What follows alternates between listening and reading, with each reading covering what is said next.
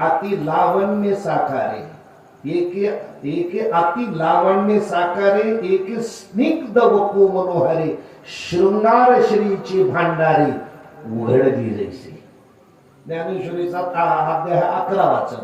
ज्ञानोबाने एक अशी सुंदर वेद, एक जाड पडत म्हणे, पण एक इतकी अति लावण्य, अति सुंदर, सुंदराची परिसीमा ओलांडलेली इतकी सुंदर आहे.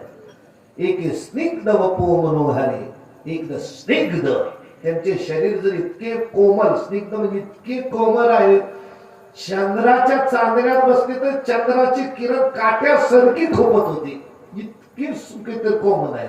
आणि काही काय बोला, शृंगार श्रीची भांडारी उघडली, जसं काय सौंदर्याचं घरच ओपन झाले की काय असं वाटावं. खान इतके सुंदर आहेत काका. याच्यात 2 अध्याय श्रीमद भागवतामध्ये.